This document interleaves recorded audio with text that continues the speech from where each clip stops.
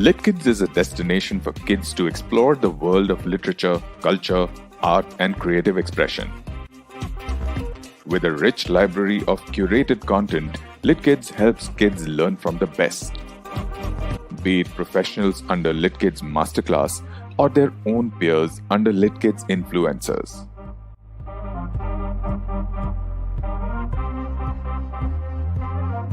They not only get to hone their talents, but also find a canvas to showcase their opinions and views through LitKids Library, the LitKids Talk Show, and various contests like LITKIDS Open Mic.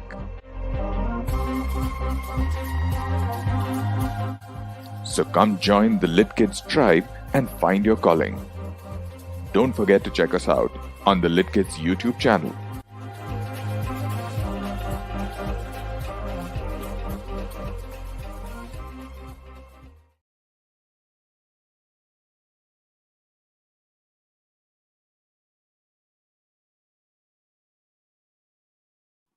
Hi, my name is Maida Kataria and I'm going to be telling you the story of the Paper Bag Princess. I am 7 years old and I study in Jamnabai Nursery School. Elizabeth is a beautiful princess and had fancy princess clothes. She lived in a castle and was going to marry a prince named Ronald. Unfortunately, a dragon smashed her castle, burned all her clothes and carried Prince Ronald away.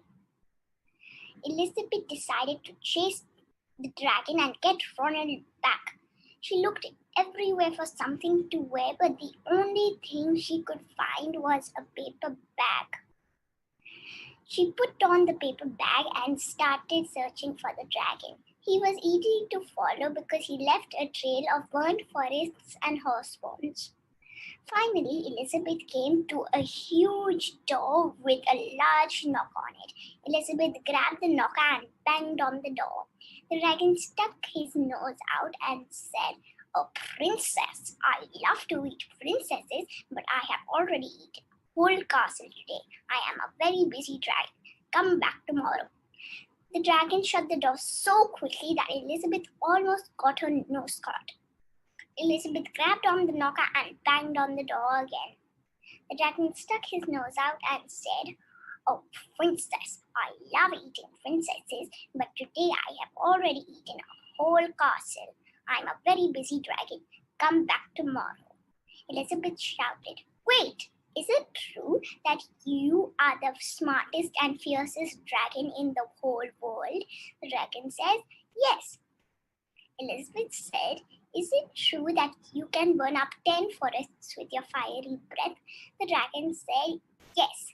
The dragon took a huge deep breath and burned out 50 forests. Elizabeth said, "Amazing." The dragon took a huge breath and this time he burned down 100 forests. Elizabeth said, "Fantastic." Elizabeth said, "Is it true that you can fly around the whole world in just 10 seconds? The dragon says, "Yes." And then he flew around the world in just 10 seconds. Elizabeth said, "Fantastic." The dragon was tired, but Elizabeth shouted again.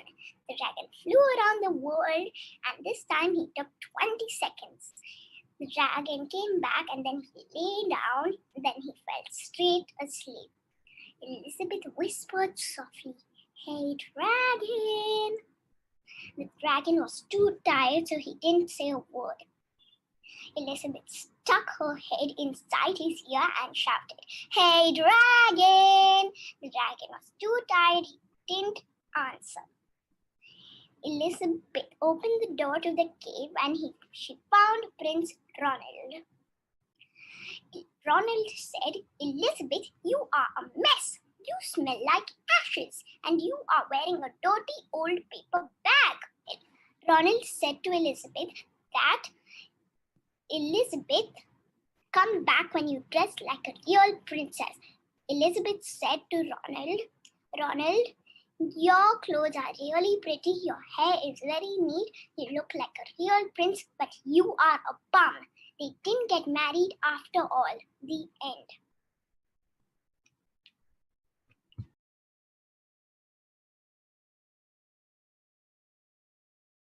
Hi guys! Did you all ever feel that you all had an idea and wanted to make it into a film? Well, that's exactly what happened to me when I made my first short film.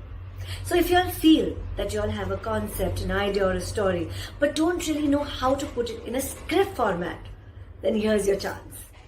Please enroll in LITKIDS Creative Writing to Filmmaking Workshops with me, Sai Deodhar, and I shall teach you how simple and easy it is to write a script and then eventually go ahead and shoot it and make your first short film. So if you're keen on this, enroll fast. 20, 21st and 22nd of November. I shall see you there.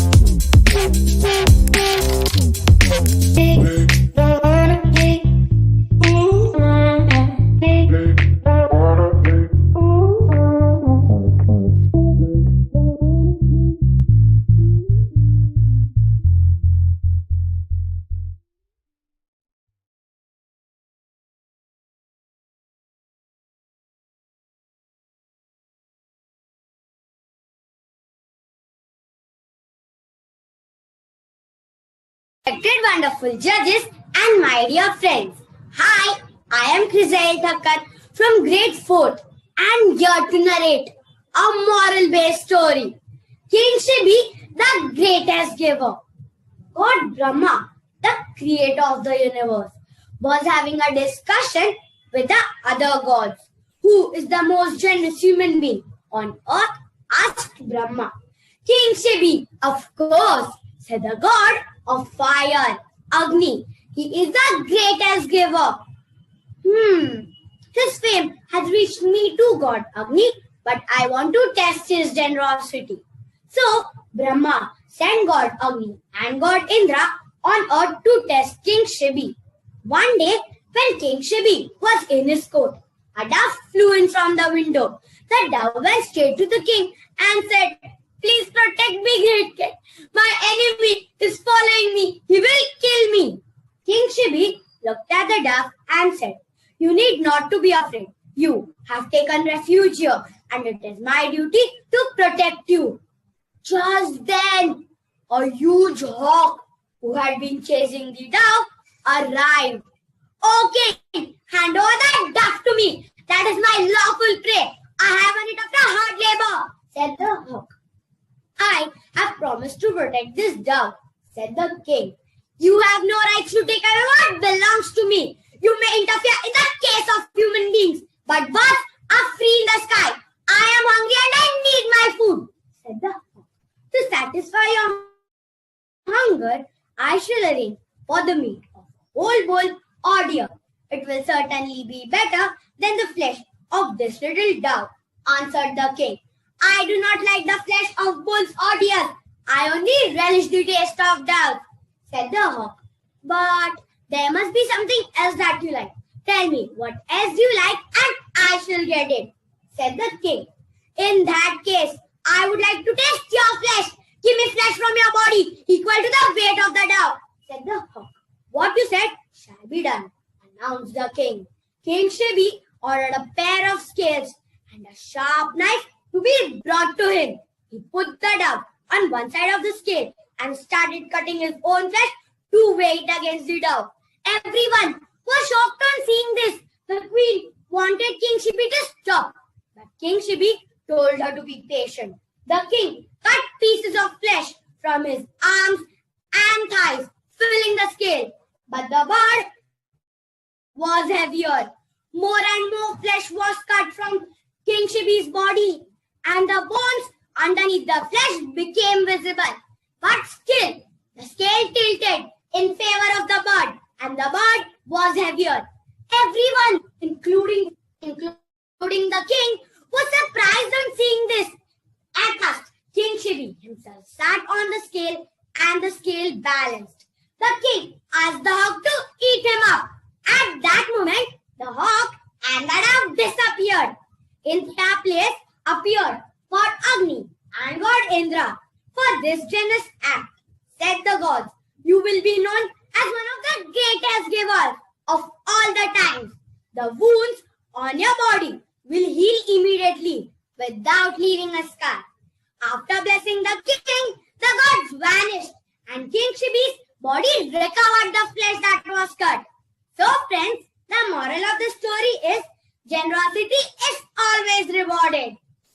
Thank you.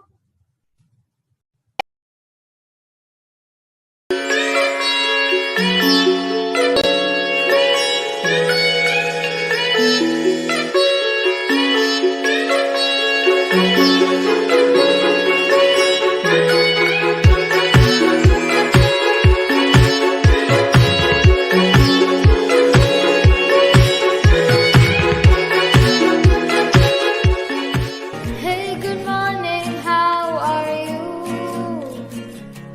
My residence? Indu, kahan ho tum? Who said life was fair? Stories not only amuse us but also impart moral values and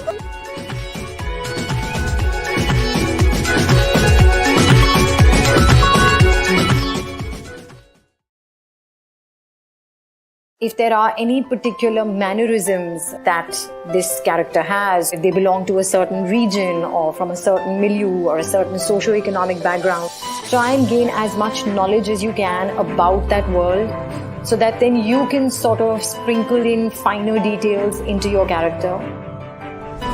Evolve while you're on the job, collaborate with your actors, collaborate with the script writer, collaborate with the director.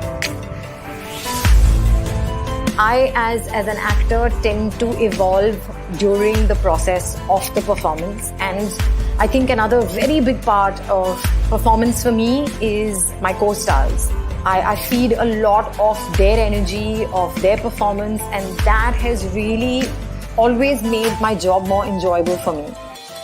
Hi everyone, I'm Shruti Seth. I'm an actor by profession, and I've been acting now for 20 years.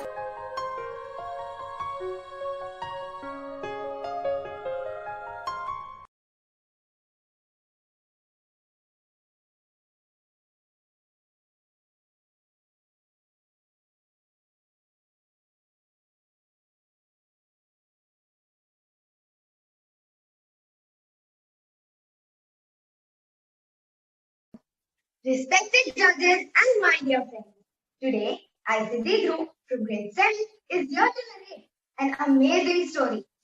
Yes, there are many losers in life, but some of them never give up. Hear the true saga in my story, the loser who never gave up. When he was a little boy, his uncle called him Sparky after a comic strip horse named Sparkplug. School was on, but impossible for Sparky. He failed every subject in 8th grade. He flunked physics in high school, getting a grade of 0. He also flunked Latin, algebra, and English. And his record in sports wasn't any better. Though he did manage to make the school golf team, but he promptly lost the only important match of the season. Oh, there was a consolation match, but he lost that too. Throughout his year, Sparky was awkward socially. It wasn't that his students disliked him, It was just that no one really cared that much. In fact, Sparky was astonished, even if a classmate said hello to him outside the school hours. One thing was important to Sparky. However, drawing. He was proud of his artwork. No one else appreciated it, but that didn't seem to matter him much. So, in his senior year of high school, he submitted some cartoons to the yearbook. The editors rejected the concept. Despite of this brush up, Sparky was convinced of his ability. He even decided to become an artist. So, after completing his senior year of high school, he wrote Walt Disney Studios. The editors asked for samples of his artwork. Despite of the careful preparation, it was rejected too. One more confirmation that Sparky was just a loser. But he still didn't give up. Instead, he decided to tell his own life story in cartoons. The main character would be a little boy who symbolized perpetual loser and chronic underachiever. You know him well because Sparky's cartoon character went on to become cultural phenomenon of all sorts. People readily identified the lovable loser and Sparky, the boy who faced n number of failures in his life. But this never kept him from trying, and today he's the highly successful cartoonist, Charles Skulls. Yes, and his cartoon strip Peanut continues to inspire books, t-shirts, and Christmas specials, reminding us that someone once commented, life finds a way for all of us, even the losers. At the end, there are no losers left to call. Some winners just take too long time to tell us. Thank you.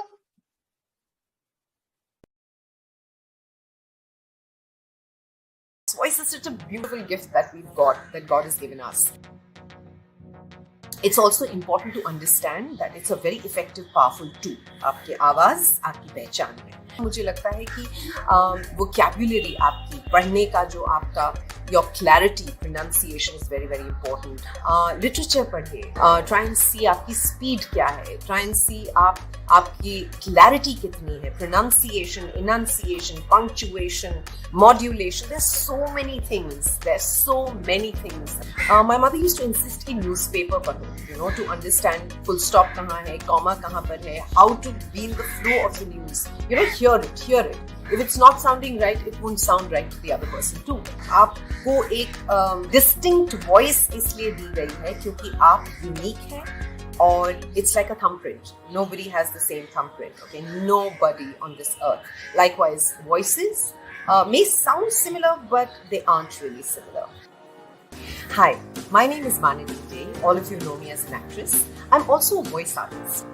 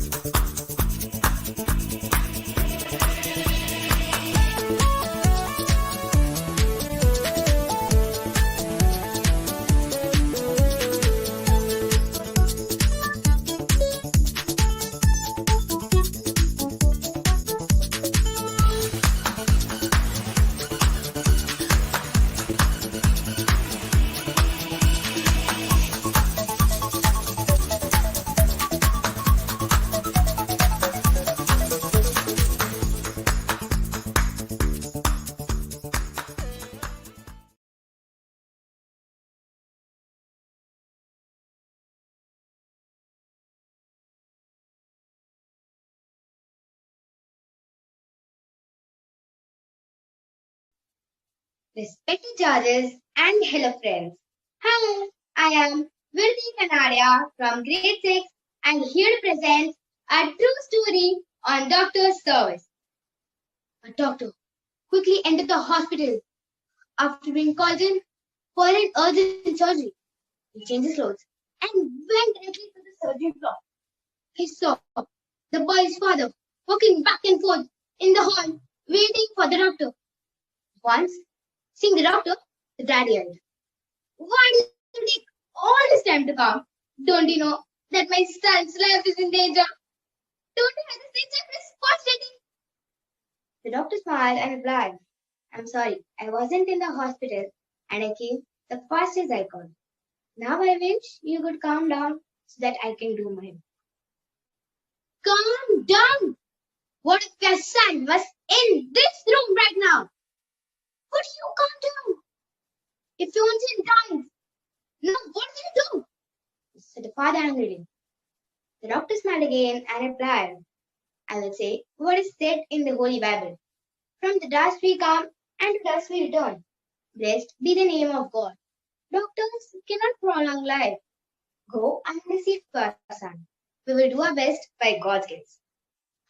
Giving advice when we are not concerned is so easy, murmured the father.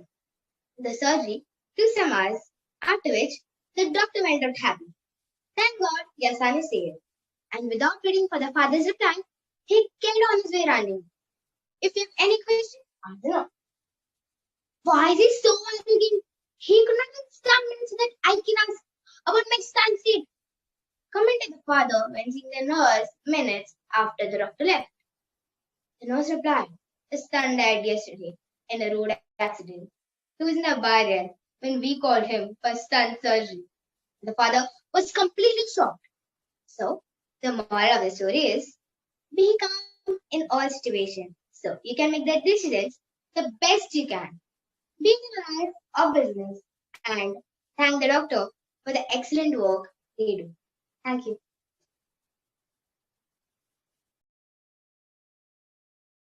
Everybody, believe me, everybody experiences anxiety and nervous energy.